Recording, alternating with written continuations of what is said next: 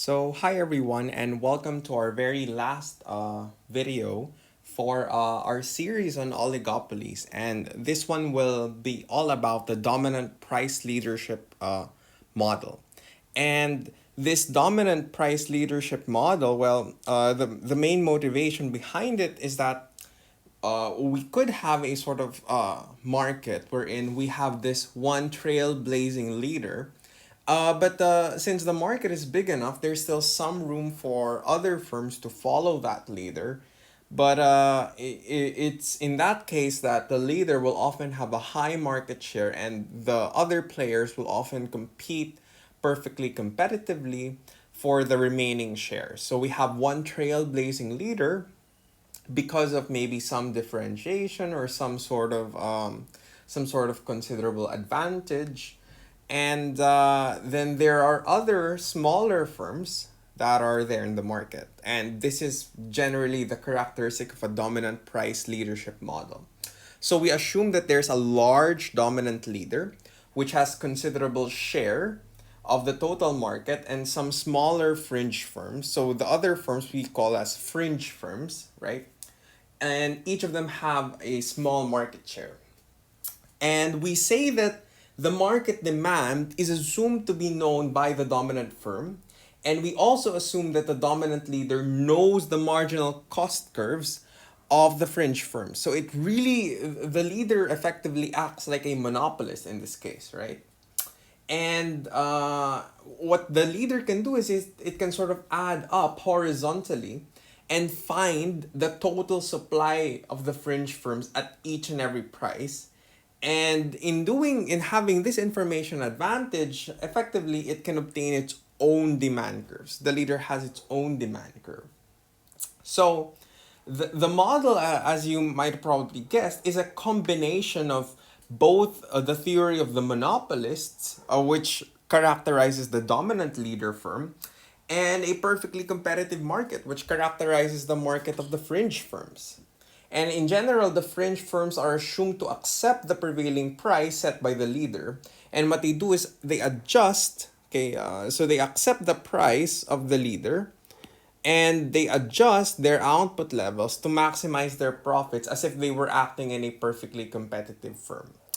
Now, the dominant firm again knows the marginal cost curves of the fringe firms, and by adding these horizontally, the leader can obtain the fringe firm's total supply curve as a function of price.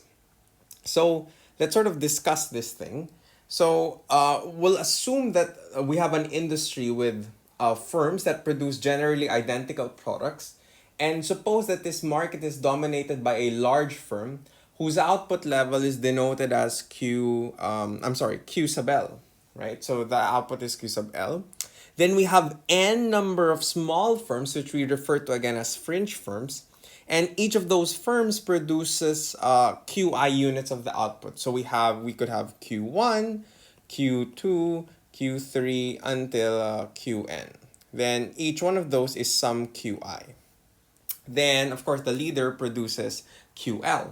Okay, now the dominant firm, knows the direct market demand function, and again, as always, it follows the law of demand.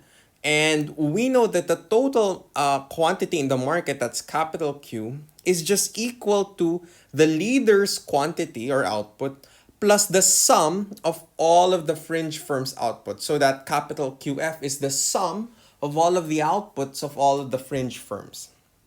And as we said earlier, the dominant firm also knows its own cost function. So it has its own cost function. And it knows the marginal cost of each of the fringe firms, right? So it can compete for that.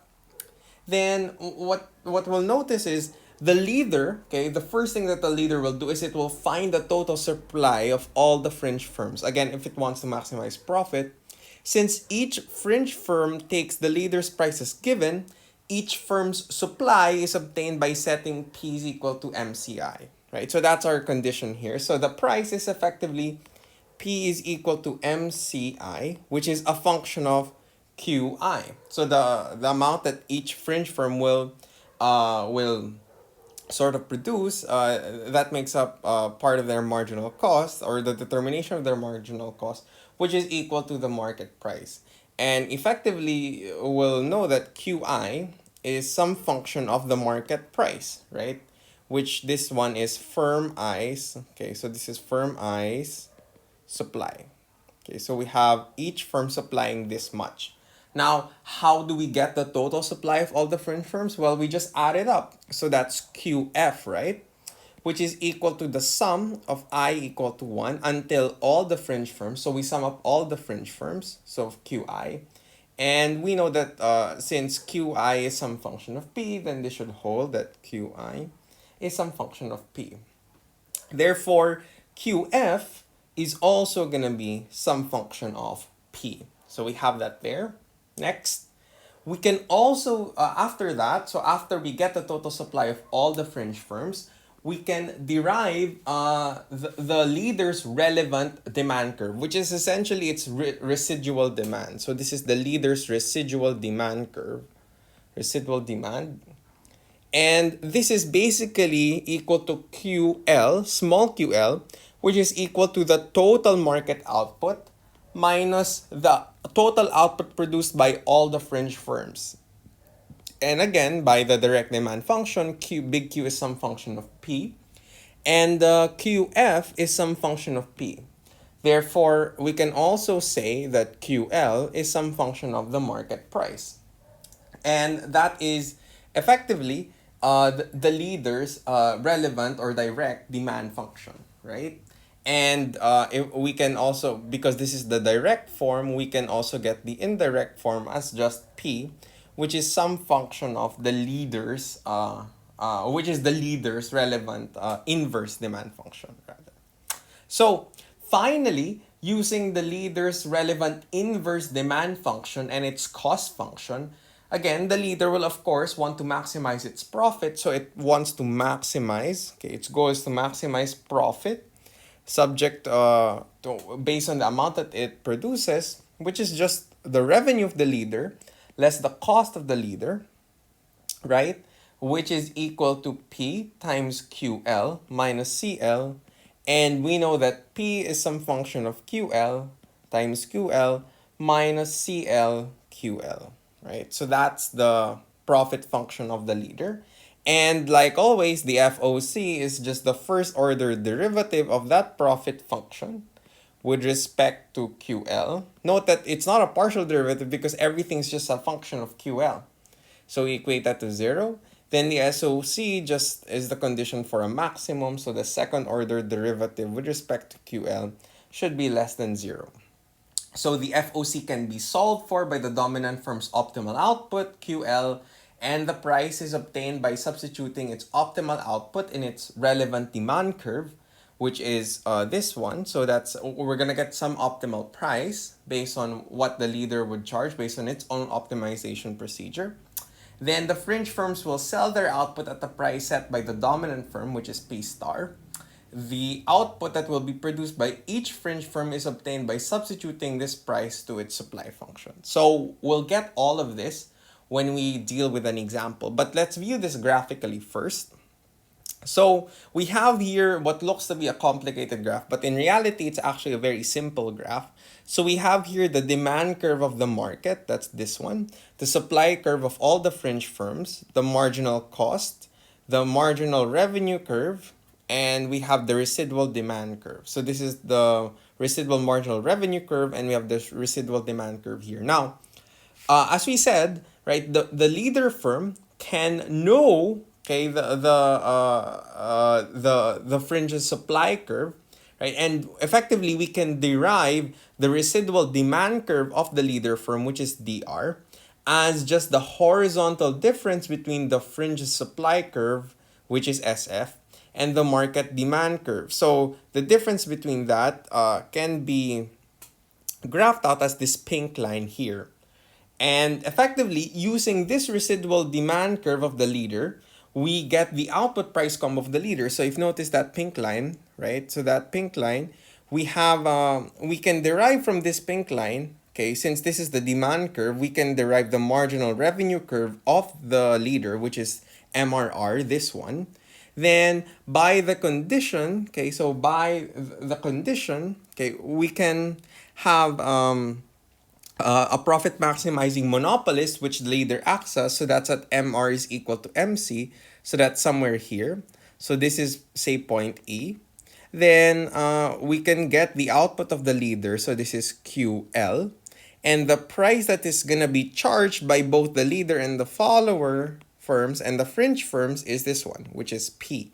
So that's the going market price that will be charged. Then how do we sort of determine what the fringe firms will supply? Well, it's actually going to be just this one. So we plot it. We trace that to the fringe supply curve. And when we trace that out, the price, so that goes here. So this is QF. So if you think about it, there's a huge advantage of the leader because the leader can supply this distance, that much, while all the fringe firms combined can only supply this much, right? So that's a huge market share for the leader, and the optimization procedure is for the leader. So it can definitely maximize its profit while all the other firms will have to follow along suit in order to be able to get something out of the market. So I think to be able to understand everything, let's just go directly to an example. So say the dominant firm is Apple. Okay, so say that's a usual case, especially when they started with the iPod and then with the MP3 players, everyone started to come in, but it was still clearly the dominant firm. And say Apple has a cost function equal to 4QL. So it has its own cost function. And then say there are 12 competitive fringe firms. So in those days with the iPod, it was like Creative and maybe the Sony at the time. So those were smaller sort of MP3 players that competed, and they sort of acted perfectly competitively. And these 12 fringe firms are price taking firms. So they operate on the perfectly competitive assumption. And say each of them has this cost function. So that's 3QI squared plus 20QI. Then we have a market demand equal to this much. And we also note that the total market demand, which is Q, is just the sum of what Apple produces, that's QL, plus all the output of the 12 fringe firms. So let's have that. So first question is to find the total supply function of the 12 fringe firms. Well, as we said, each fringe firm, which is I, right? Each fringe firm I acts like a perfectly competitive firm. So they act on the basis that P should be equal to MCI, right? Where P is the price that is set by the dominant firm. Now, since there are 12 fringe firms that have identical cost functions, so all the firms will have an identical optimization process because they have the same cost function. And since there's just one charge price in the market, which is the price set by the dominant firm, every single of the fringe firm will have the same sort of function. So we need to get MCI. And MCI is just going to be the derivative of CI with respect to QI. And this one will be equal to, so 3QI squared, that's 6QI plus 20. Then what we do is we equate that to P. So P is equal to 6QI plus 20. Then we want to solve for the total supply. So we need this to be in direct function form. So we're going to just isolate out the QI. So this is going to be P minus 20 is equal to QI. Then 6QI. Then we divide both sides by 6. So we get QI is equal to P over 6 minus 20 over 6. So, and this is the output of each fringe firm for all I is equal to 1, 2, until 12, because we have 12 fringe firms. Now, how do we get the total output supply function of the fringe firms? Well, that's just a summation, right? So that's QF is just equal to the sum of all firms, so until 12, of QI. And this is just the sum, I is equal to 1 until 12, of P over 6 minus 20 over 6, right? Then we can just use the properties of a summation. So this is just going to be, since they're all the same, right? Since this is the quantity produced by each firm is the same, since they have the same marginal cost, this is just 12 times P over 6 minus 20 over 6. And we can get here, so if we distribute, so with here, the 2 will cancel out. This will be 2p. Then if we multiply 12 times 20 divided by 6, so that's just basically, this one becomes 2. So 2 times 20, that becomes 40. So we get 2p minus 40. So the total output supply function of all the fringe firms is 2p minus 40, right? So this is the total output supply function of the fringe firms. Now, as we said, that's step one. Step two is being able to find the residual demand function for the leader firm. And we have that, that's our next question actually. And as we said, that's QL equal to the total output minus the fringe firm's total output. So we actually have Q, and that's represented by our our demand function, our market demand function. So if you recall, right, so that we were given with a demand function P is equal to 100 minus 0.5 Q. If we put this in direct demand form, so we'll isolate out Q instead of P, we get P minus 100 equal to negative 0.5 Q. Then you divide both sides by negative 0.5. So you get Q is equal to 200 minus 2P. So that's going to be 200 minus 2P minus what we obtained before, which is QF, which we determined was 2P minus 40, right? So that's 2P minus 40. Then if we simplify this, we find that QL is equal to so that's going to be 240 because a minus a negative, right? Minus 4p. So we get this one as Apple's residual demand function.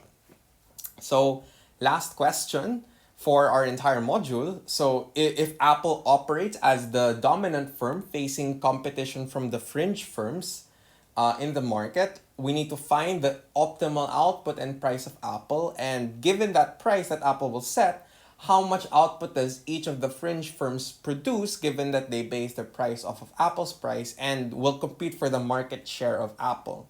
So of course, since Apple is the dominant firm, Apple is dominant firm, okay, it will act like a monopolist, with the optimization procedure as we shown graphically of MRL is equal to MCL, right? Now, Apple's relevant demand curve is QL is equal to 240 minus 4P, right? Now, we want to get the usual form that we do for revenue, we need to transform this to an inverse demand function, right? So we need to be some function of P equal to Q, some function of Q instead of some function of P. And to do that, we're just gonna simplify it. So we just transpose 4P to the other side. Okay, so 4P equal to 240 minus QL. Then you divide both sides by 4. So you get P is equal to 240 divided by 4. That's 60 minus 1/4 QL. Right? So we now have our inverse demand function for the leader firm, right? And we can calculate for, since we need marginal revenue, we need revenue. Revenue of the leader is just P times QL. But we know that P is this one, so that's 60 minus 1/4 QL times QL. That's going to be equal to 60 QL minus 1/4 QL squared, right? Then we have our marginal revenue, which is just the derivative of this function with respect to QL, and we get 60 minus 1/2 QL. Then since we have our cost, which is 4 QL, therefore our marginal cost is just equal to 4. Then we can do MRL is equal to MCL, so that's 60 minus 1/2 QL equal to 4. And when we isolate out QL, right, so let's isolate that out. So it becomes, we transpose 4 to the other side. So this becomes 56 equal to 1/2 QL Then we divide both sides by 1/2 to cancel out the 1/2. We get QL is equal to 112. So the leader firm, in this case Apple, will supply 112 units, right? Now, as we said, the market price is some function of what the leader decides. So to get our market price, which is P, which is this one, we just plug in QL. So that's P is equal to 60 minus 1/4 times 112, which is going to be equal to 32. So we get P is equal to 32 there.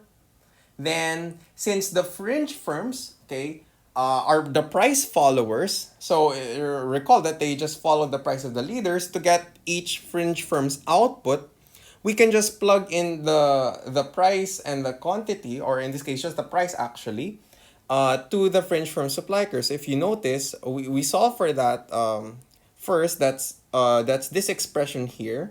So if you notice that, so P over 6 minus 20 over 6. So QI is equal to P over 6 minus 20 over 6. We know that P is 32 over 6 minus 20 over 6. So this is going to be 12 over 6. In that case, we have QI equal to 2. So QI is equal to 2. So each fringe firm will supply 2 units of output, right? So each firm will supply 2 units of output. Then what we can get is that what we can get out of this is we can get the total output. So the total output is Q equal to that's just gonna be equal to the output of the leader QL plus the output of the total output of the fringe firms, which is QF. QL is 112. The total output is just 12 times the output of each fringe firm, that's 2. Therefore, we have here 112 plus 12 times 2, that's 24. So if you add the 2 up, that's just going to be equal to, this is going to be 6, so 136, right? Then that's the total output of the entire market. Therefore, we can get the market share of Apple, of the leader, right? Whoops. We can get the market share of the leader as just QL over Q, which is 112 divided by 136. And we're going to be able to get 0.8235, which means that Apple holds 82.35% of the market, or has an 82.35% market share. So that's our discussion on dominant price leadership, and this officially ends our module on oligopolies. So I hope to see you in the future modules and in the future videos. So thank you very much for your attention.